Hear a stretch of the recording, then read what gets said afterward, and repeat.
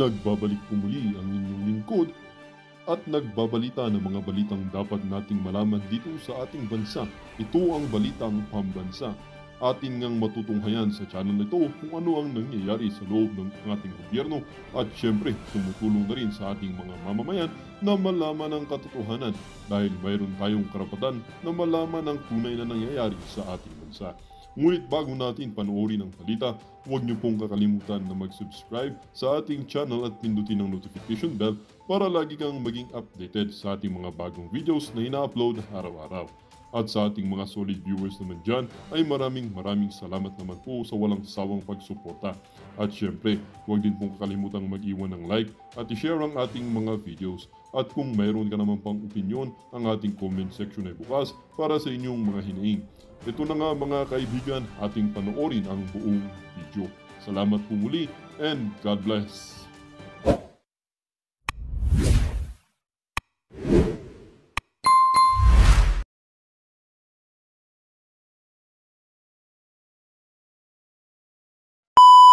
Pagtawanan ka, kahit paulanan ka ng lap react, ha-ha react, okay lang.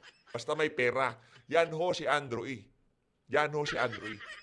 Ay, ang laki ho ng bayad ni Lisa, ni Tamba, ng Alyansa, dyan kay Andrew E. Kasi nakita ho nila, napaka-effective ng mama na yan. Eto, totoo lang ha. Magaling ho talagang magpa-hype yang si Andrew E. Magaling ho siyang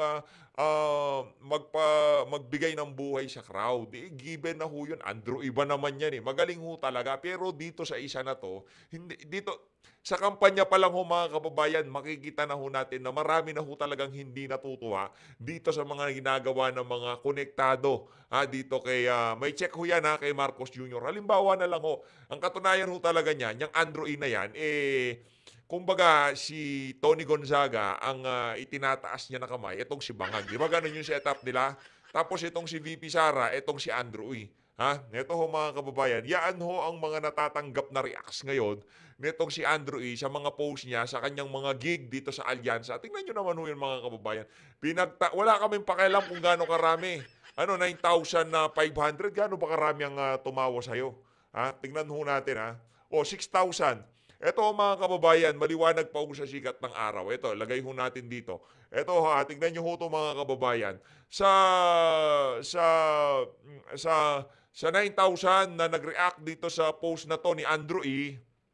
Ito si Banyo Queen, 6,000 ho yung haha reacts yan sa post niya na yan. Ibig sabihin ho mga kababayan, maging sa post nitong mga iniimbitahan para mag-perform dito sa rally na to ng mga alyansa. Naku, dami o paldo na naman tong si Andrew E. Dami na naman pera.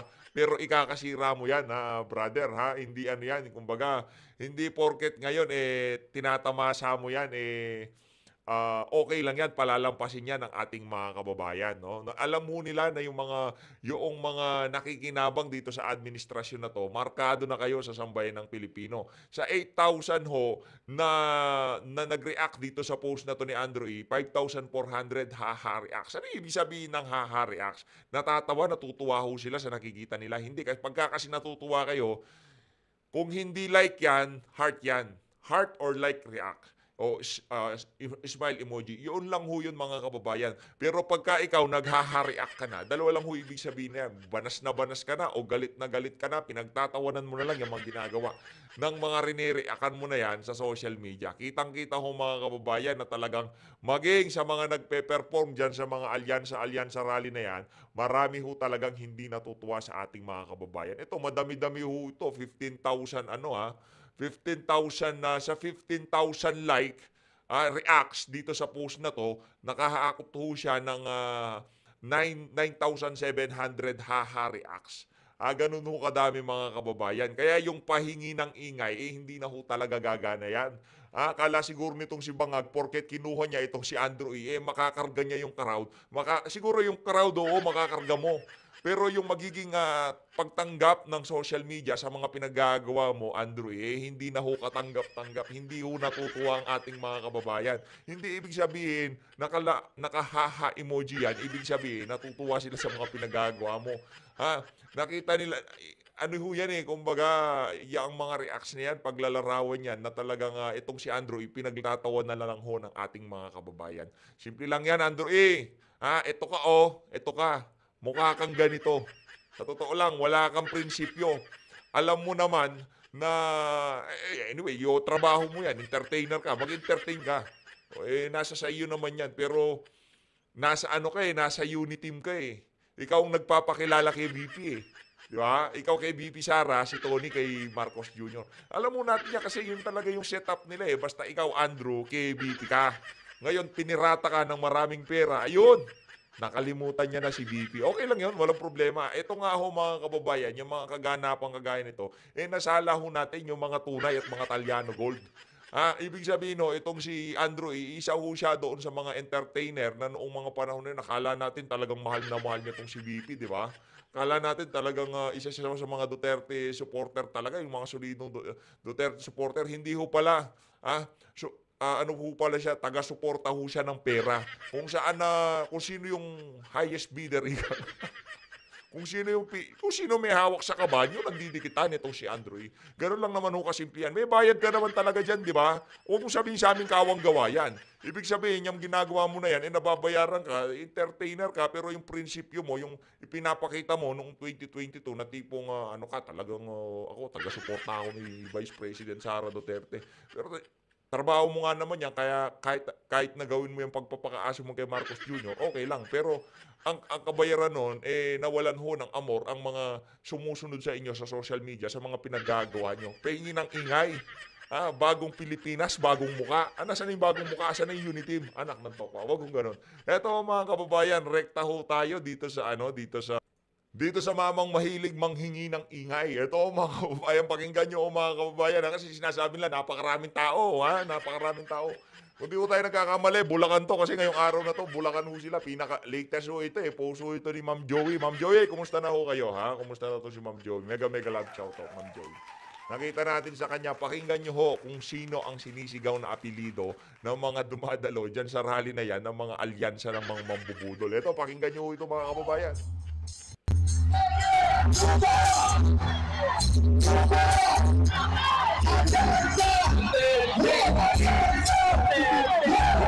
Wala, lagot kayo ate kayo Lagot kayo, nabidyoan kayo, alyansa, Duterte. Kayo talaga, huwag kayong ganyan. Kayo talaga, okay lang yan ate. Ito, ulitin natin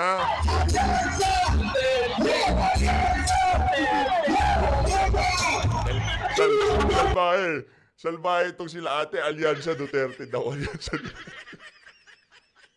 Pumira, hindi ho talaga. Mababayaran nyo sila para dumalo dyan. Pero yung kanilang prinsipyo at paninindigan, tayo sa politika, mahirap pong baluktutin yan. Wala ho kayo sa akin. Ano sabi ni Tatay Digong? Mananalo tayo. Pagka sinabi ni Tatay Digong mananalo tayo, mananalo tayo. Maniwala ho kayo dito kay Tatay Diggs.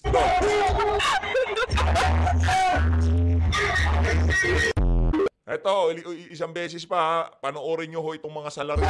Mga salarin. Ayan o, Hindi, okay yan, te. Saludo kami dito sa inyo sa PH Update, Saludo ako dito kay na ate. Kaya ako pinapakita kasi nabilib po tayo sa tapang nila. Pumasok po sila sa sa teritoryo ng mga bupe. Sa teritoryo ng mga walang hiya, di ba? Kaya kudos talagang saludo kami sa inyo, madam Palakpakan natin itong dalawang atin na to na sinugod yung alyansa rally na yan para isigaw ang apelidong Duterte. Eto na ho mga kababayan. Eto po, marami ho kasi yan Ito. Matindi to. Kay pambansang loyal to Panoorin nyo ito mga kababayan. Matindi rin ho ito. Pambansang loyal. Matindi ho ito. Game. Kuska! Duterte. Ayan yan ho yung mga nagpupunta sa rally doon sa Davao del Norte. Nung nag-rally yung alyansa doon. Ito ho. Duterte! Bas! Duterte pa rin. Duterte. Mga taga Davao del Norte ho yung mga yan. Kamu ka, si ate katawa. Ikaw. Duterte. Anak na to, yari tayo dyan. Nagpunta kayo sa alyansa dahil siguro kasama sa requirements sa payout ng tupad at akap, sige punta kayo dyan pero alam nyo na ho kung sino susuportahan. Saka yung mga yung mga barangay, yung mga matitinong mga barangay captain na alam nila na dumami na naman yung illegal na droga sa kanila, marami na naman mga loko-loko. Yung mga barangay captain ho na yun, silent Duterte supporter yung mga yan. Yung mga mayor na hardliner sa pagdating sa illegal na droga, ano ho yan? Mga tahimik na Duterte supporter. Yan ho sigurado natin. Pagka umabot na ho tayo dun sa last 2 minutes, magkakagulatan na lang. Mabibigla na lang ho itong mga bangag na to. Bakit biglang lumalakas ang mga tauhan, ha, yung mga kandidato nitong si dating Pangulong Rodrigo Duterte. Ito, hindi na ho natatapusin itong si Pambansang Loyal, ha, itong si KPL, no. Hindi na ho natatapusin ang kanyang video. Ano na ho tayo, arangkada na ho tayo dito sa matagal na matitenga. Naku, ano na naman ho kaya itong matitingga na to? Ito si Ma'am Sherry, ganda niya. Oh. Ano ho yan, mahusay. Noong in-interview ho niya, itong si Atty. Vic, bumilib ho tayo dyan sa news anchor na yan, dito kay Ma'am Cheryl. No? Ito, pakinggan ho natin. Game. Nangangamba ang ilang mambabatas na baka makompromiso ang mga ebidensya at testigo kung Hulyo pa gugulong ang impeachment trial ni Vice President Sara Duterte. Pero banat ng Senado, wala sa posisyon ng Kamara na madaliin sila. Nasa frontline ng balitang yan, si Camille Samonte. Kasalukuyang miyembro ng House Sa gitna ng nakabinbing impeachment trial sa Senado ni Vice President Sara Duterte, naglabas naman ng video ang Kamara para ipaliwanag sa publiko ang patong-patong umanong paglabag ng bise kaya siya inimpeach ng mahigit 200 mambabatas. Idinetalye sa halos 9 na minutong video ang mga articles of impeachment, gaya ng pagbabantaraw ni VP Sara kina Pangulong Bongbong Marcos at ang questionableng paglustay niya sa confidential funds. Kapag gumulong na ang impeachment trial ni VP Sara, hati ang magiging trabaho ng dalawang kapulungan ng Kongreso. Ang Senado ang tatayong impeachment court, habang ang mga mambabatas sa Kamara ang tatayong prosecution. Kaya kahit hindi pa pinal ang target na sa July 30 uumpisahan ng paglilitis, bumuo na ng impeachment secretariat ang Kamara para tumulong sa mga prosecutor para mas mapabilis ang kanilang trabaho. Pagpapatunay na Ito si itong si, kaya gusto ho nilang mahihabol dito sa 19th Congress.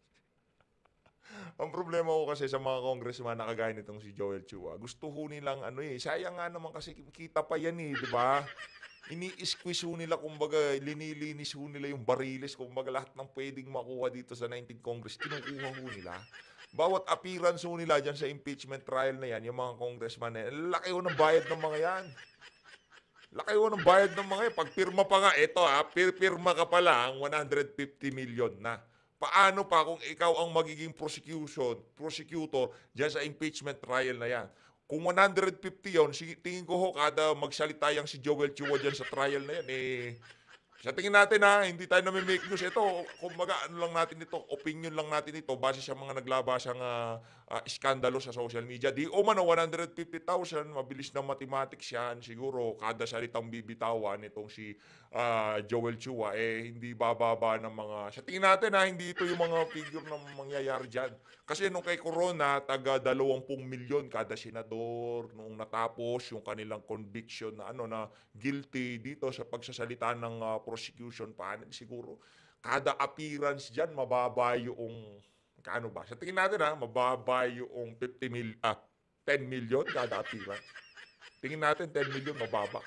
Yung mga di-defense ay magiging prosecution panel, mababa yung 10 million kada appearance yan. Tingin natin kasi yung pribadong abogado nga, mahal maningil dito, di biro ho yung pinapabagsak nila dito. Vice President, binoto ng 32 million at tapos ang lagay, ganun-ganun na lang.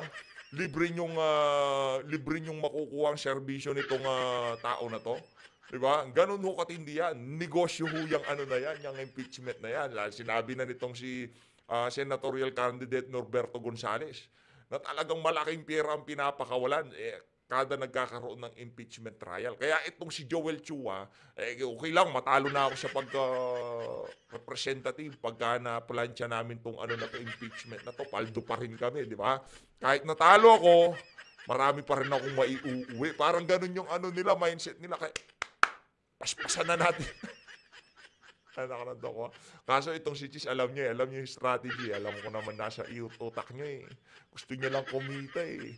Kaya minamadali niyo kasi hindi para para yung tipong magkaroon ng accountability kay BP. Hindi ho.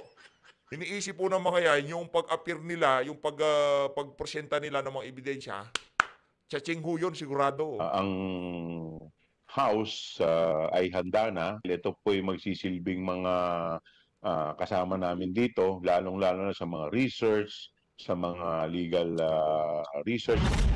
Nangangamba na Sa mga research, sa mga legal research, naku, pati ho yun, paldo na. Sayang ang pera ng sambayan ng Pilipino. Talagang sayang na sayang. Parang mga holdapper tong mga to eh. Pirma 150 million. Ngayon yung pagpresenta nila ng mga ebidensya labang kay BP Sara, naku, magkano ho kaya, di ba? Wala akong sinasabi ibabayad nila. Tinatanong natin magkano ho kaya ang professional fee nitong mga na to ng mga congressman. naman si Chua kung aabutin pa ng 5 buwan bago gumulong ang impeachment sa Hulyo, posible Sa bagay, ang sasagot nila, mandato nila yan o obligasyon nila yan. Kaya yung bayad nila sa pagiging congressman nila, yun lang yun. Pero yung ang pagpirma, 150 million, di umano, ito pa ho kayang pagtayo bilang mga umuusig dito kay BP Sara, di ba? Malaki ho talaga yan. Kaya, sorry na lang, Joel Chua. Next 20th Congress, di ka nakasali sa eksena. Kaya, kung sino man mapagbibigyan niya, naku, mahihinang klase. Kumbaga yung gigil ng 19th Congress na, prosecution panel, iba yung gigil nila eh. Yung tipong, naku, malaki na nagagastos nila sa amin, dapat galingan namin. Yung parating na 28th Congress, wala pang nagagastos si Tamba. Siyempre, medyo tameme yan. Mahina yung tipong, ano ba naman yung impeachment na yan? Yung 19th Congress lang kumita dyan eh. Gusto nyo, galingan namin yung pag-uusig dito kay BP. Hindi naman kami kumita dyan. Yung 150 million, di naman kami nabigyan dyan. Ganun nung kaya mangyayari dyan eh. Kaya minamadali nila kasi yung mga susunod na magiging prosecution panel, baka upuan nila yan. Baka pagtawanan nila yan. Anong gusto mong gawin namin, Tamba? Ha? And ang lagay, ganun-ganun na lang ba? Siyempre, wala nang kasalanan nitong si Joel Chua nun. Pahinga na siya, talo na nga siya eh. Kumbaga, yung bola, mapupunta doon sa mga bagong congressman na magiging prosecution na hindi pa naman, kumbaga, nadiligan ng mga pampakalma nitong si Tamba. Wala pa silang natanggap na pampaluwag, di ba? Yung pakimkim. Wala pa silang natanggap na gano'n. Kaya hindi ho sila gano'n ka-eager na baklasin itong si BP Sara. Yun ho ang mga dilemang nangyayari ho ngayon dito sa issue na to. Yun yung mga problema na kailangan isolve ng mga congressman dyan sa House of Representatives. raw kasing malagay sa alanganin ang mga ebidensya at manganib ang seguridad ng mga testigo. Yung tampering of evidence, isa po yan. Pangalawa po, yung mga testigo po natin, syempre yung anxiety ng mga testigo natin mas lalong tumitindi. Kumusta naman yung anxiety nitong si Colonel Grijaldo? Wala ho siyang kasalanan, ngayon nakakulong ho siya. Kumusta naman yung anxiety niya? Yung anxiety lang ba ng mga ng mga nasa testigo ng prosecution panel ang concern kayo? Walang nga talaga itong mga to, sarap pagpapatukan eh, no? Sa Uy, kabila baka magalit sila, ba't batukan? Harap ka dito, PH! Sabihin mo yan sa harapan ko! Ganyan sila dyan, di ba? Ganyan ho sila, yan si Barur siya. Sabihin mo yan sa harap ko kung talaga matapang ka. ito, nanindigan si Escudero na hindi dapat madaliin ang impeachment trial. Kung Masukot. naiinip na raw ang mga taga-kamara, dapat Disyembre pa lang, inaksyonan na sana nila ang impeachment para maagang naiakyat sa Senado. Ulitin ko, kung sila hindi nagmadali noon, wala sila sa lugar. Wala silang legal at moral basis na madaliin kami ngayon. Ulitin ko rin, hindi namin to dinadelay, Congressman Chua. Hindi lang namin minamadali. Nauna nang sinabi ni Congressman Chua Nako, yan na, Chua. Tinaasang ka na ng kilay, ha? Tinaasang ka na ng kilay nitong si Boy Kilay. Inupuan-upuan nyo, tapos kami bibilisin nyo kami. Ano kayo mga gago? Mga walang niya kayo, ha? Hindi pwede sa amin yan. Diba? Hindi pwede kay ano yan, kay Boy Kilay. Hindi pwede yung mga ganyang klaseng galawan kay Boy Kilay. Hindi uubra yan kay Cheese Escudero. Hindi pwede yung tama nga naman, no? Pinatagal nyo ng pinatulong nyo yung mga articles of impeachment. At tagal ng gawa niyan. Sabi nga nitong si Reginald Velasco, hinihintay na namin. Hinihintay lang namin. Diba? Yung mga makabayan black, sinasabi pa nga nila nun, nawawalan na kami ng pag-asa, baka di na dumating. In-archive pala yung sa kanila. Chua na natagalan sa Kamara ang mga reklamo kay VP Sara dahil hinimay pa nila ito at nangalap pa sila ng suporta sa mahigit 300 kongresista. Nagbabalita mula sa Frontline. Ayun na nga mga kababayan, ha, nagkakaroon na ho ng sagutan dito sa pagitan ng mga congressman at senador. Prosecution panel at itong si anong pangalan to?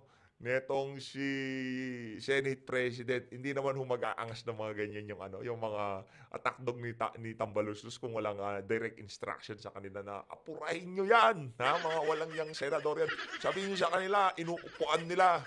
Yung kanilang mandato dapat gawin nila. Yung kanilang obligasyon dapat, di ba? Ganun yung nila, yung mga litanya nila dyan. Naku, sinong nagulat kay Palangga?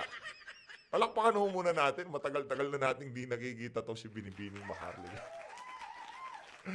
Ito na, pakinggan ho natin. Ito, naku, itong si ito matindi ho ito, si Binibining Maharlika. Pakinggan ho natin to, gang.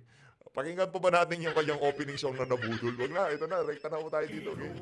Nabudol, nabudol, nabudol ang Pilipino.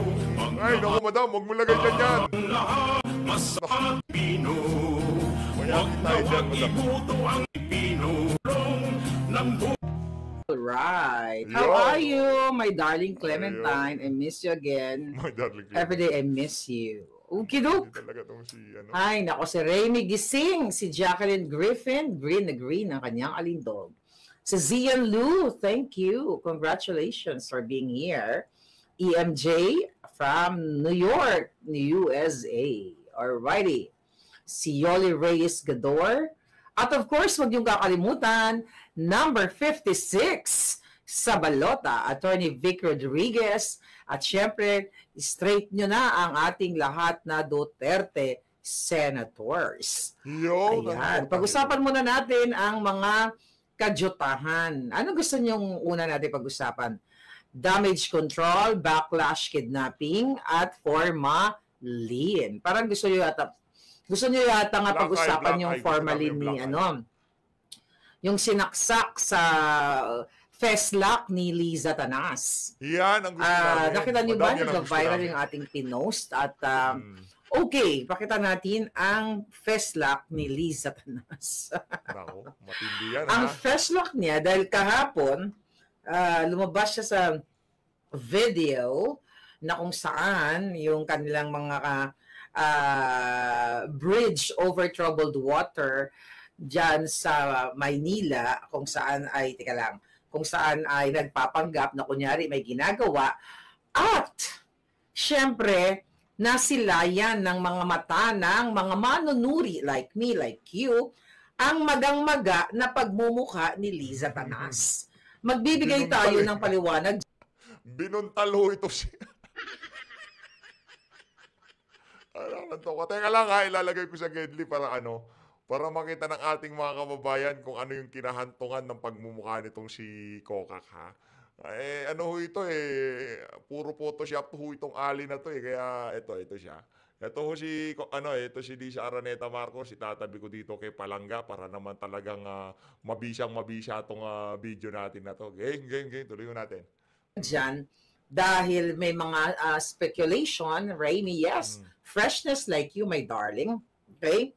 Ayan. So, ito pa ang mukha ni Liza Tanas. Naku. So, kahapon, doon sa kanilang event, yung kanyang mukha ay mukhang sinapak ni Pacquiao. Alright? Sa inyong mga medical or yung mga suki ng cosmetic, siguro alam nyo to. Tignan natin.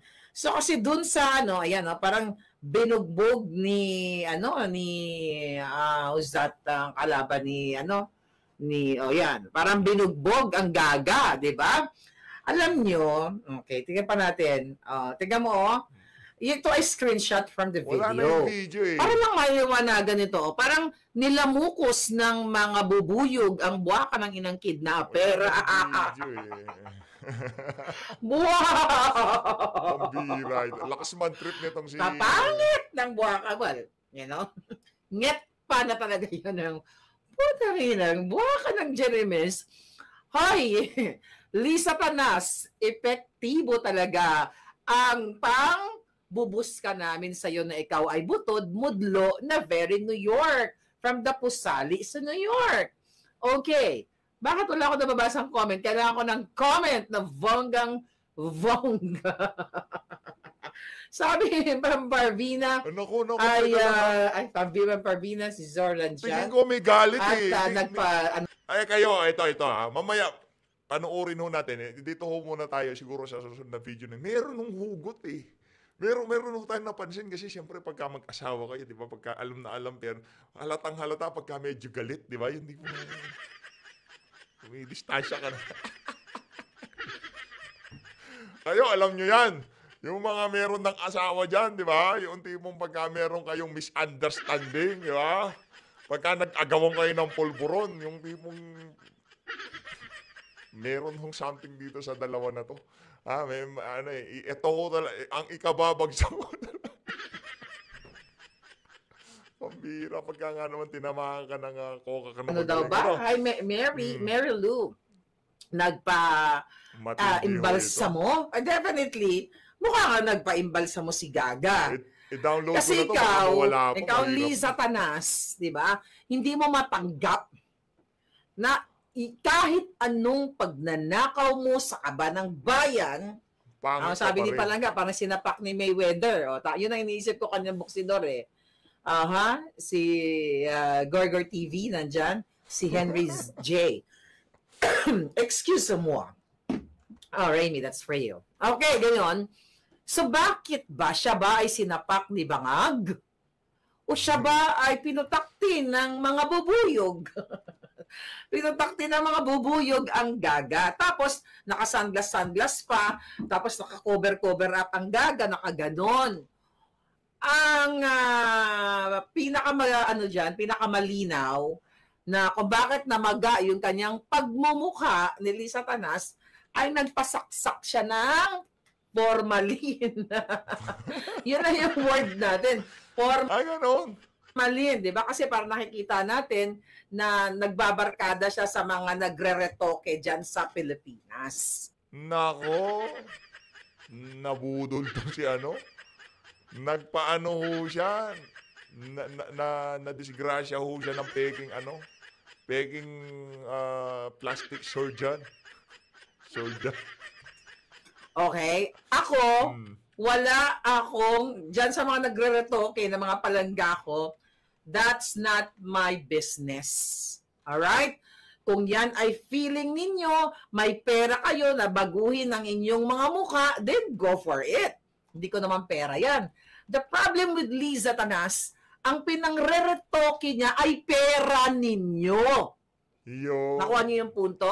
Sinalaksakan siya ng fillers, botox, or whatever. Okay? Ako at my golden age, I have to be proud that this is very organic look. This is very organic look. Walang toslok, walang filler, walang anything. Diba? Ang sikreto lang natin para magmukha tayong bagets, you have to do good every day. You have to laugh, to talk to your friends every day, your family, at huwag ka magnakaw, huwag ka mangidnap, huwag ka magpulburon, huwag ka laklak ng formalin. Right? Sabi ni Vitor Sontoy, parang sinapak ni Pacquiao. Wala ako, ulitin ko dahil sa mga palaga, huwag kayo masaktan, wala akong problema kung gusto mo magpa-enhance ng beauty. But dito sa usapin natin, ang topic kasi natin, dapat gurgurin natin si Lisa Tanas kasi nanonood yung buwaka ng Jeremes na yan. Kita mo yung very New York, di ba? Yung mga lumabas na interview dati niya na siya daw ay cute daw sila ni yung isang bayaran na nag-interview sa kanya, di ba? Cute tayo, sabi niya. Tapos tayo daw na mga nagkikriticize ay hindi tayo cute. The reason why nag-post ako ng picture na itinapat ko yung mukha ni Inday Sara at ni Lisa Tanas kasi si Inday Sara daw hindi cute. Tayo mga kritiko ay hindi cute, sila ay cute. 'Di ba? So yung butod ngayon ni Lisa Tanas ay napunta na sa mukha niya. Ay, nako. So dalawang kamukha na daw ni Janisha, sabi ni Rome J. Grabe naman. You know, yung mga umuso na baliktaran ngayon, na bumabaliktad yan. Kaya ikaw, ikaw, huwag ka magpapagawa. You know? Kasi, kung gusto nyo magparetoke, siguraduhin nyo lang na tuloy-tuloy ang pagnanakaw nyo sa kaban ng bayan. Kasi pag this is my piece of advice. And this is my opinion in terms of cosmetics. Alright? This cosmetic surgery or whatever. This is just me. Alright? May kanya-kanya naman tayo. Para sa akin, kung kailangan mo magpa-enhance ng a little bit, you just do it. Let's say medyo ng konti, dafalong ng konti, at if you want to look good, magpatukod ka ng konti. But mine is so natural. Diba? Very cute! Kamukha daw ni Mahal, sabi ni Rowena SJ. Yeah, lagi ako napagbibintangan na retokada yung ilong ko, di ba? Pero compliment yun para sa akin. Ever since, nung ako ay high school, elementary, wala pa namang uso ngayon ng mga tuslo. Ngayon, putangin na, pupunta ka lang sa clinic, tangos na ilong mo, di ba? Pero choice nyo yan. Wala naman tayong problema dyan, mga dodong, mga inday. Pero si Lisa Tanas, nagpatusok ng formalin, kaya na magaang-gaga. Ang pinakamasakit sa atin, pera nyo. Pera ng bayan, ang ginastos niya sa pagpatuslok, filler yan na sobrahan ng gaga. Na insecure ang tawag siyan. Because if you feel like you're beautiful inside and out, di ba? Or in and out. Like, parang gusto ko ng in and out ngayon, At sabi nga, like ko sinasabi, beauty is not physical. It's not only physical. But it comes from within. Totoo yan. Hindi lahat tayo binibigyan ng parehong matangos ang ilong, pango, tagilid na ilong. Pero once you do good sa kapwa mo, kapag gumagawa ka ng kabutihan, hindi ka nangingidnap ng 2 bata mula sa Turkey. Hindi ka nang smuggle katulad ni Lisa Tanas. Hindi ka gumugurgur ng PSG. Hindi ka nag-a-appoint ng incheck. Galit ka kunwari sa incheck, pero nag-a-appoint ka ng incheck katulad ni Michael Ma. Papangit ka talaga. Diba? So kahit ikaw, ang mukha mo ay just an ordinary girl like me, kapag hindi ka nag-filled in the blanks sa national budget para nakawin mo ang pera ng Pilipino, maganda ka pa rin sa paningin ng kapitbahay mo, ng kaibigan mo. Because beauty is not only physical, it comes from here. Pero si Lisa Tanas, di ba, beyond kafangit-fangitan ang definisyon ng kanyang pagmumukha. Karma, sabi ni, ang gaba dili gyud magsaba. Sabi, Helen Federico, tama ka. Okay?